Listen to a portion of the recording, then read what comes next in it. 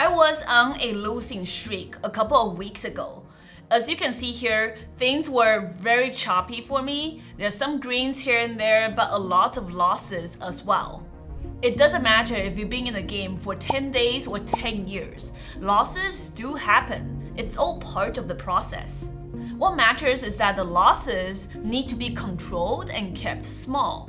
Even though it was really annoying and difficult at times, I knew as long as I stick to my trading process and my trading plans and cut my losses according to risk management, statistically speaking, I know the market would change its trend and present opportunities that will work again for me as a trader. And just a few days later, what do you know? The Wall Street bets meme stocks are back. And that's what I mean by markets can change very quickly to your favor as long as you are prepared.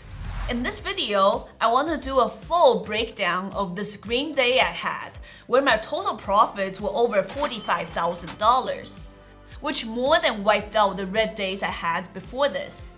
After those consecutive days of losses with not much going on, I knew when I saw GME and AMC gapping up that morning, it was the timing for me to focus and trade more aggressively, as I knew my edge has finally come back. And yes, some of you already guessed it. This was after the Roaring Kitty made his social media appearance out of the blue and causing a strong wave of meme stocks squeezing back up again. Stocks like GameStop and AMC shot up by over 200-300% in one day, and they continue to squeeze higher on the next day pre-market. Anyways, I hope you're ready for this trading recap video. As usual, instead of focusing on the profit figure, what I want you to take away from this video are how to use technical analysis and historical price action to identify trends and reversals, the gap up reversal long or the dip buying setup, the first red day short strategy, how do you use data points and statistics to find the best stocks to trade, and how to improve your risk-reward ratio and cut your losses quickly. If you haven't done so already, please gently tap the like button down below, especially if you want to see more trading recap like this. Okay, first let's talk about how do you use technical analysis and historical price action to identify trends and reversals. If you've been watching my trading video lessons on YouTube, you know that our first step should always be to analyze the chart of the stock. So we're definitely gonna start with the leader of the meme stocks, GameStop. So I think we need to start by looking at the stock's price action back in January of 2021. Because history doesn't repeat itself, but it often rhymes, according to Mark Twain. And this just also happened to be the only thing I still remember from my English literature class in high school. Okay, so I went back on my broker platform, and you can go back to multiple years before. So this is the day that we're talking about. So this is a daily chart.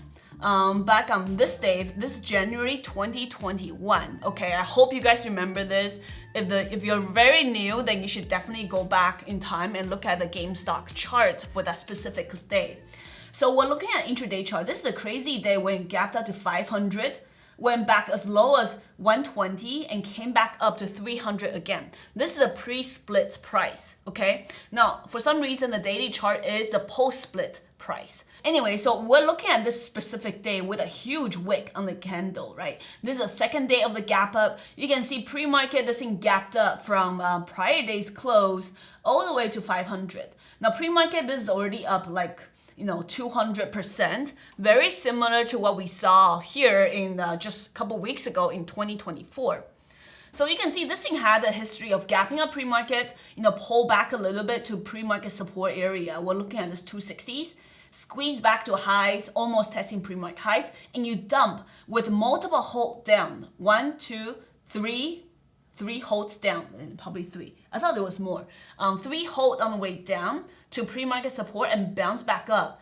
In this bounce, we're talking about like another 100% bounce. So this is the kind of price action we can kind of expect to see something similar when GameStop gaps up again a couple years later. Like I did trade it on this day. I'll post a chart if I can find it. But that was also the day where I shorted the stock, I longed the stock, and I shorted again. But this is the trading trifecta that Brian Lee talked about in our past interview. I didn't trade it as well as him, but there was a lot of learning to be had from just one day of trading GameStop, especially with all these volatility hold up and downs. That was an epic day. Like, this is the day that most traders would never, ever forget. Okay, so now we're back to looking at GameStop in the present time in 2024. So this is the first day it broke out. And the second epic day with a huge gap up was this day on May 14th. Now, I did trade this thing on May 13th, the day before on a Monday, and I swung some of the stock overnight from, I think, my average. I didn't have that great an average, but still, $32. I swung this thing overnight, sold into 40, 50s, and then I think like I didn't top tick at all. I could have sold at 80, but I missed it. But I think my final sales was around $65. Now, the first trade with the swing trade, that was already like we're talking about 30-point overnight gain. This is a type of overnight swing trade we've often talked about on this channel, where you have huge momentum on the stock on day one. Like if you look at the first day, huge momentum and catalyst. Again, it's a meme stock. Roaring Kitty tweeted about it the day before. Meme stock gapping up. And it was closing decent on the day. You still held most of the overnight gap up. And that's where I took the swing trade into the open. Now, the next day, how I traded it is I wanted to long the stock on buying the dips. I do not want to buy breakouts on this kind of thing. I want to buy the dips and short as the stock forms the backside, because that's what we saw. Remember, on the 2021 chart. So if you look at this, it has a lot of similarities. You have a huge gap up pre-market, you pull back sharply to pre-market support around this $48 or like $49 area. Pre-market, you had a small bounce. Pre-market, I'll put like the 2021 chart on the side so you can see the similarity. And then you have a huge drop back to that same pre-market highs, bounce back up. And it's notable that this time the bounce is not as strong as 3 years ago. Back then, this pre-market low bounce went all the way back to pre-market highs area, $70. And then you can see it couldn't reclaim VWAP and slowly faded and broke down this support and pulled back down into midday. And then you have a slow increase again afternoon.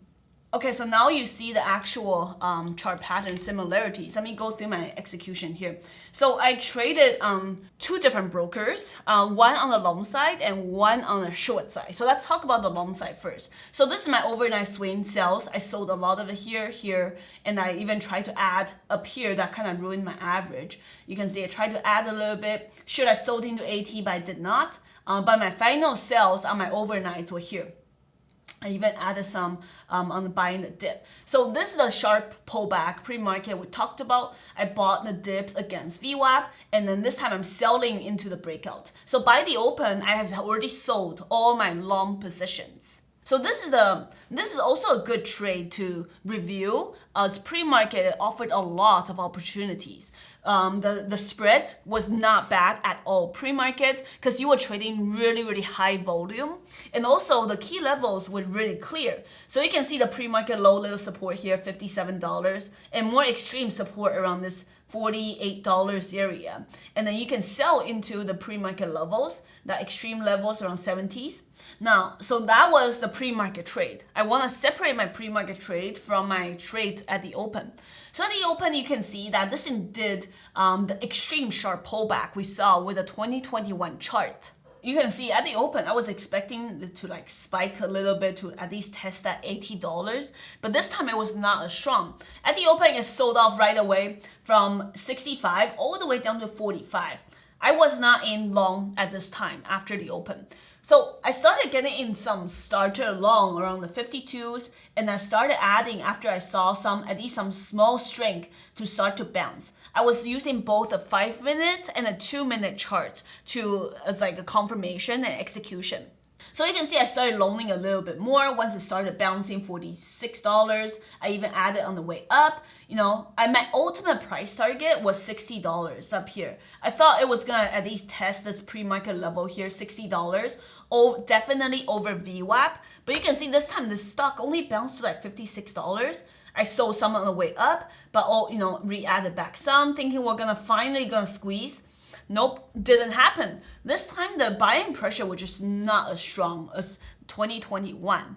So you can see, even though I accumulated some decent average, with all these ads, my average was still around the $50 range. I was looking for at least a breakout to 60. We didn't get it. So you can see once I kind of re-added back, sold some, re-added back some, sold some, I kind of decided, you know what, it's time to bail. So I started bailing here. Once the stock started breaking down, bounced a little bit, I retried once more at $51, thinking that we're finally gonna form a higher low after the midday consolidation around 11:30, 12 o'clock. A lot of times after we see the reversal back to over VWAP, and potentially I can swing this thing once it's over VWAP after 11 o'clock and consolidate for higher, like what we saw in 2021. But nope, didn't happen. So you can see I did give back some profit around here, and the stock later tanked to $35, which I was not involved. I did try to scalp it a little bit here. Got long again, 42s. Ended up breaking that even on that trade, because you can see I'm still pretty long biased.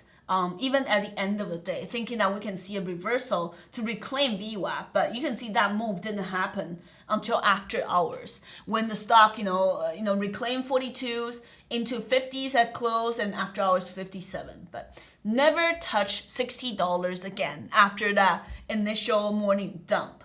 So that was my trade on the long side, but I also shorted the stock as well, even though I didn't do as well on the short side, just because I think 2021, the meme stock squeeze really traumatized a lot of short sellers.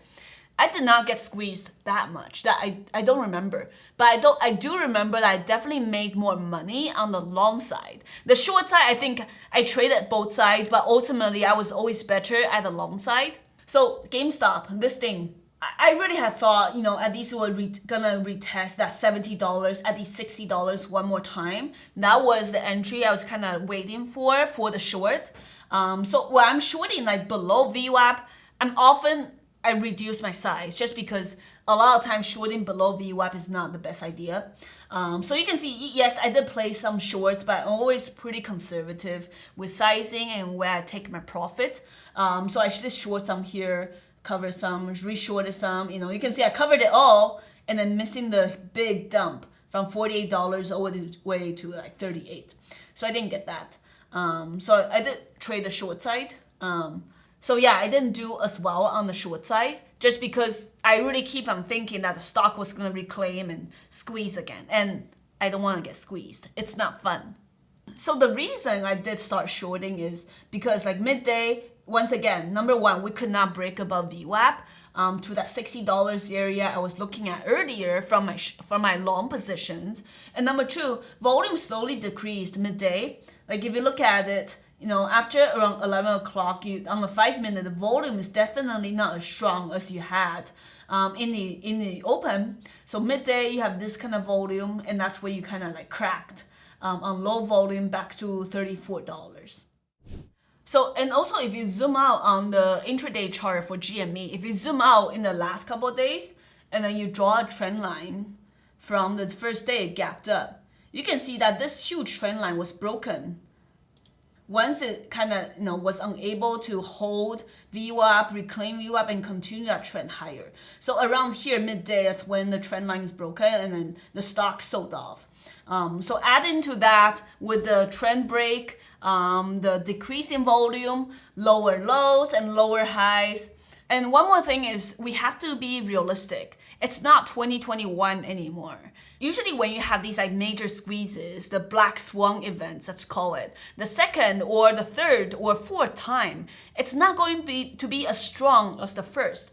Again, this isn't the first time GME and AMC has bounced back after the first major move in 2021 January. You can see, like if we look at the daily chart, you've tried to bounce at least 2 more times before, in March 2021, and then once again in June of 2021. So this time, like the rebound, if you look at the bigger picture, this time the bounce only went from, like this is a daily chart post split, only went from $21 to 64. The previous bounces we all tested $80, close to 90. So this time you can't expect the short squeeze or the was it gamma squeeze to be as strong as it was in 2021. And was I disappointed? Yes, absolutely. I think there would be more money to be made for everyone on the long side and short side had GME be able to squeeze, past that $80 ceiling and gap up for another day. But it is what it is. You gotta trade the price action. So from the long side, from GME, from the gap up reversal long and the dip buys I did throughout the day, I made about $26,000. And on the short side, with my smaller account, I got about $2,000 on GameStop from that day trade. Besides reading the price action around the key technical levels that we talked about, I've also spent many years tracking repeatable chart patterns, and all of my go-to trading strategies were playbooks. They're essentially based on patterns that repeated over and over again. Like you saw earlier, like I would refer back to years ago, 2021, or even back in 2018, 2019. In the next trade example, I want to show you a very consistent pattern, the first red day setup. Now pay attention, especially if you're interested in day trading full time. If you can master this first red day strategy, you can identify many profitable opportunities in the stock market for two main reasons. The first red day setup, or what I also call as the extension daily short, it's highly repeatable among the small cap stocks. There are many small cap stocks runners every single day, and some of them gap up for a day and fade. Some of them run for multiple days and still fade. While this specific strategy doesn't really occur as often when it comes to larger cap stocks over 1 billion market cap, sometimes it's still very profitable to trade. With this case, AMC and GameStop. And the second point about why I like this strategy a lot is that the first red day strategy is based on a lot of trader psychology. So if you think about it, who is there to truly invest in like this meme stocks or penny stocks with weak company financials and fundamentals? Let's face it, most people who buy or sell these small caps or meme stocks, they are hoping for short-term gain. And come on, let's be real. The people who invested in these meme stocks back in 2021, they may not say it, but they definitely regretted it. So psychologically, the first red day will always take place when the buyers are no longer interested in buying or holding these kind of stocks. So it's not the same setup as trying to time and anticipate a breakout. With this particular strategy, the extended daily short or the first red day short, you can be late and wait for confirmation and still make profit. Okay, now to help you visualize the first red day setup strategy on the chart with executions, let's take a look at my AMC trade, which took place for the first day it gapped up as well as the following 2 days. And really quickly, before we dive into the details, I discussed the stocks I'm waiting for first red day to execute quite often in my weekend watch list emails. It's free to sign up with the link down below, and you receive both long and short ideas from me every single Sunday. So this is my AMC short execution on the first day it gapped up.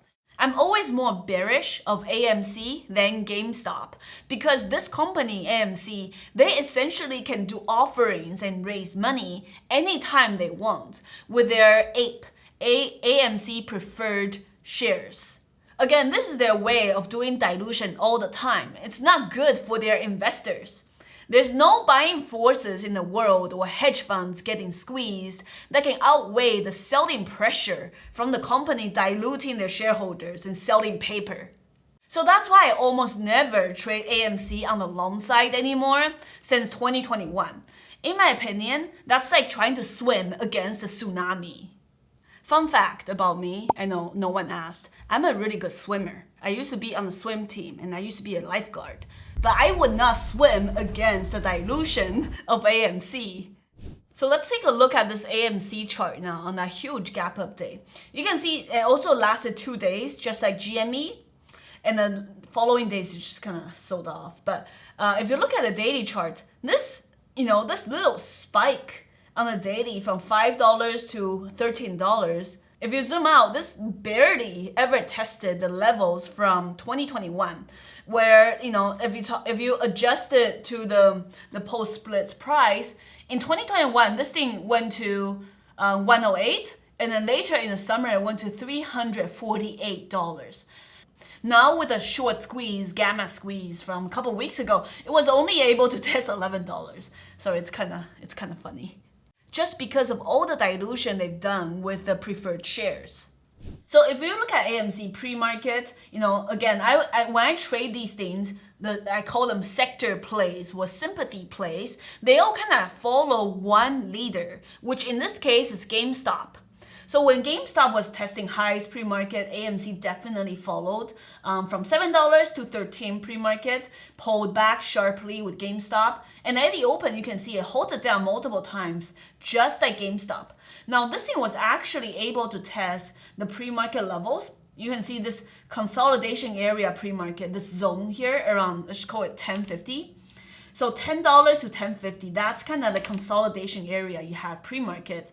And it was unable to reclaim, stayed below VWAP, just like GameStop. And you can see this thing actually faded all the way down. So it was weaker than GameStop, because GameStop didn't fade this much. And with the fade, it faded into the midday, but bounced back up into the close. But with AMC, like you bet every single time the stock gaps up, the company is selling paper, right? Like we talked about earlier. So on that particular day, I planned on the shorts for AMC. I wanted to see the stock under $10.50 and $10, that key level we talked about, and especially if it stays below VWAP. And I want to short it. Like honestly, like I planned on swinging the short overnight with AMC, just because we did the research on the fundamentals, we know about the dilution, the preferred shares, and the stock honestly has room all the way back down to $4 and $3. So let's take a look on my execution here on the first red day short. So you can see the stock, I had this pre-market scalp short here, covered it all. Pre-market just scalp from $12 down to $10.50s, not bad. But remember that level I was looking at, the $10, $10.15s. If that level breaks, I'm going in short. So you can see I didn't short it at the open. I shorted on the breakdown, $10.50. I covered some. And once it bounced back to test that area, I didn't add right away, but I waited to see if the stock is going to reclaim and go back to new highs, especially if GME is doing the same, or if it's gonna reject, just like in this case. So I rather added back, covered some, and I held the majority into the close. So I held it into lower day around $6. When this thing faded, you can see it cracked that lying in the sand around the $89 area. That cracked it. I held it. I never added back because I was happy with what I had. And then faded, and I covered into this and this. But I did swing some of the AMC short as well.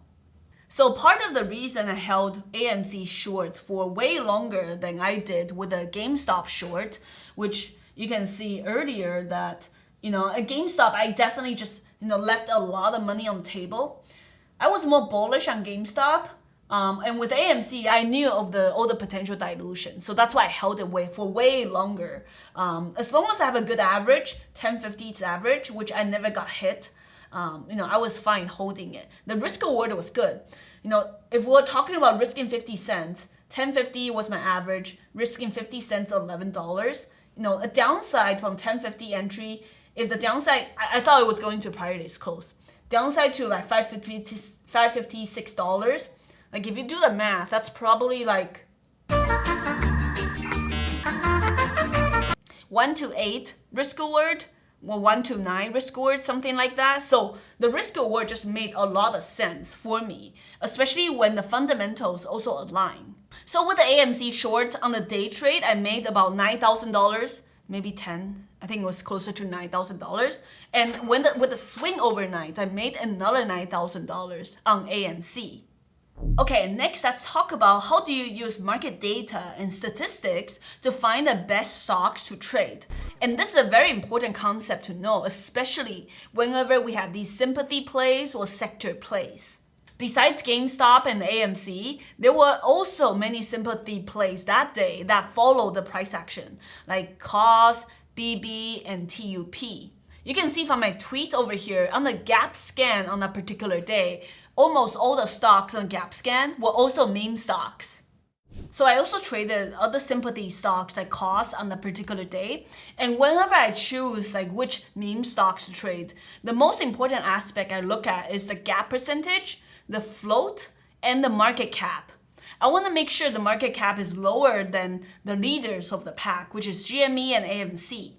So that's definitely something I would use to pick up from my pre-market scan on the small caps, as well as the large caps over here. So those are the most important factors, the gap percentage, market cap, and float. Now, very soon, we'll be adding short float percentage over here. So that's also important, especially if you're trading meme stocks. I believe GME at the time had 23% short float, AMC a little bit less, but the sympathy play I traded specifically was KOSS, cost. I checked it, it wasn't really that highly shorted, which is the reason I decided to short that stock. And the very important one I also look at is IO, institutional ownership. So if you take a look, like GME and AMC, they don't have that high of institutional ownership. 29%, that's nothing for GME. If you look at another meme stock, some people are talking about Plug, that one had a lot higher. So anything over 40%, I prefer not to trade those. Closer to 50 or 60%, I would avoid them. So like something like Plug, that was also a meme stock on that day. I chose not to trade it. So like the other ones like AMC, institutional ownership's a lot lower as well, only 28%. And KOSS, that's the other one I traded at only 6%. If a stock has high institutional ownership, over 40%, you're likely to be fighting the big money. So essentially the action could be controlled by the big money. And obviously for retail traders, it's not easy for us to compete with them. So this is how I identify which stocks to focus on the hot days when you have a lot of gappers every single day pre-market. Having a great scanner is definitely what every pro trader needs and uses. Another one is fast execution platform and broker. With all the volatility, hold ups and downs like you saw earlier, with multiple hold downs and like a couple of hold ups on GME, I know a lot of traders using those discounts or free commission brokerages like E-Trade or Robinhood. They had a lot of issues getting filled. Well, that's why paying just a little bit more to use premium tools and brokers, they will actually end up making you more money. I use Centerpoint Securities as my premium trading broker to trade these volatile stocks like meme stocks. Without them, my 5-figure profits wouldn't have been possible. So knowing important live market data points such as market cap, float, gap percentage, institutional ownership, insider ownership, they definitely help me decide on which stocks I should focus on as the main stocks to watch and where the opportunities to profit are. In total, my trades on these meme stocks were decent. They helped me lock in a 5-figure green day. But of course, I still want to share with you a losing trade on the same day that I took on KOSS, which is the sympathy play of the meme stock hype. I believe there's always valuable lessons and insights for beginners to learn from, especially in the losing trades. Because that's how you learn to cut your losses quick and keep your winners run longer. Okay, so looking at costs here, this is the big gap up day that you saw for GameStop and AMC. And like just look at the intraday chart on the 5-minute, like what a mess. You can see the stock tested the $7 mark, slammed back down to 560s, reclaimed to 680s, once again double top, slammed back down and repeated the same action. Again, really, it was range bound until 12:30 when it sold off. So I was on the short side, and yeah, if you just really quickly look at the stats, the float is quite low, like 5.2. Market cap is a very small market cap, but the inside ownership made me think that there would be some more selling pressure, just like AMC with the dilution and all that. And the IO, I thought it was preferable. It was good in favor of my idea and my thesis because not a lot of institutional ownership. So that's the reason I was more short biased. thinking that the stock should follow GME and AMC when they broke down to lows. I actually got quite chopped up. Like if you look at my execution chart, I had decent entries in the early on. I avoided the hold on the way up. I shorted 620s, $6, covered some into the 560s. But ultimately, I want to see the stock stay below that $6 key level here and unwind into the close. I wanted to like fill some of the gap towards that $5, just like the AMC chart you saw. Specifically, I was looking to trade the first red day short and the extended daily short on this stock, just along with AMC. But as you can see, the stock actually held for quite a while. And I think there's a couple of reasons why. So I think the reason it was able to hold so strong and still not break out, and as you can see, it squeezed a couple of times, once, twice, 3 times here, and that's where I kind of exited for a loss. I think it was able to do that because the stock was pretty easy to borrow. Like it was free on a lot of platforms. Whereas GME and AMC, they weren't free. You have to pay a little bit for them. But on cost, it was free. So I think that's definitely number one. And number two is the float is pretty low, right? So if everyone's trying to short those stocks, a lot of times that's where you get those like squeezes, short squeezes, which I got caught on. So you can see I did hold it for a while, even though I covered 1/3 of my position at 560s. I re-added back here 610s, 610s, 620s, thinking this was gonna be the unwind and fade down. But with this squeeze, I just stopped out here at 650s for a loss. So definitely not fun. But was this a necessary loss? Yeah, I think so. Because with this squeeze here, right, like squeeze to 650s, if it was able to accumulate a lot of shorts who was shorting like I did, this thing could have squeezed through highs to $7 or $8 because again, it's easy to borrow. So I didn't want to get caught on that. And at the time, I was also really trying to focus on AMC and GME at the same time. So I just thought, it's not working. I want to cut my losing trades quick so I can focus on riding the winners for a much longer time. So yes, I'm definitely a little bit disappointed that this round of meme stock movement was pretty short-lived, I would say. There could be many reasons why we didn't see the volatility and price movements that happened on these meme stocks back in 2021. Things are just not as strong this year. But my job as a day trader was to seize the opportunity that the price action was giving to us and identify the right timing and right executions with my strategies, both on the long side and the short side. So altogether, from day trades and some overnight swing trades, I made over $44,000 in profit. Not bad at all for just 2 days worth of work. But remember, as traders, not every single day is going to be like this. As I mentioned in the beginning of the video, some days or weeks or months, things are going to be slow. And it's our job as traders to keep those losses small and controlled. So when the market is hot and everything's gapping up pre-market, like you saw a couple weeks ago, you are able to be aggressive and prepared and seize that opportunity to profit. Feel free to ask me any questions you may have about those trades down below in the comments. And if you want to learn more about the strategies I use to make these profits, then you should check out the free playlist over here.